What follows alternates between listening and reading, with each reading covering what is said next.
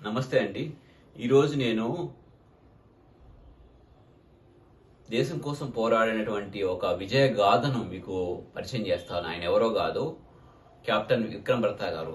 ఆయన 1974లో హిమాచల్ ప్రదేశ్లోని బలంపూర్లో జన్మించారన్నమాట. వాళ్ళ నాన్నగారు వచ్చేసి ఆ, గిరిధరాల్ బత్తా, వాళ్ళ అమ్మగారు వచ్చేసి కమలకాంత్ బత్తా గారు. ఇద్దరు కూడా ఉపాధ్యాయ వృత్తిలో ఉన్నారన్నమాట. అలాగే ఈయన చిన్నటి నుంచి దేశభక్తి అంటే చాలా ఎక్కువ అన్నమాట. అలాగే ఎన్సీసీ యాక్టివిటీస్ లో చాలా యాక్టివ్ గా పార్టిసిపేట్ చేసి ఒక లీడర్ పొజిషన్ లో ఉండేవారు అనమాట.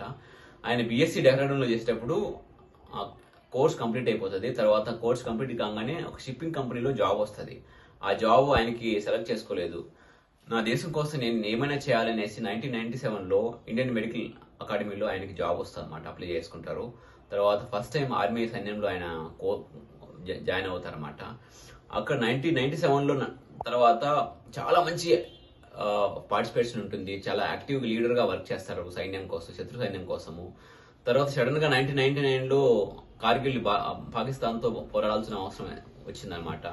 అక్కడ ఉన్నటువంటి పాకిస్తాన్ స్థావరాలను మట్టి కల్పించినటువంటి మహానుభావుడు విక్రమ్ బత్రా గారు.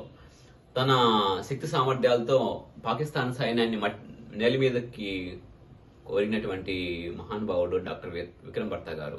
అలాగే ఒక రోజు సైన్యంలో తన కొలీగ్ని కాపాడడం కోసం ముందుకెళ్తాడనమాట. అనుకోకుండా ఆయన ఆ కార్గిల్ యుద్ధంలో వీరమరణం పొందడం జరుగుతుందన్నమాట 1999లో.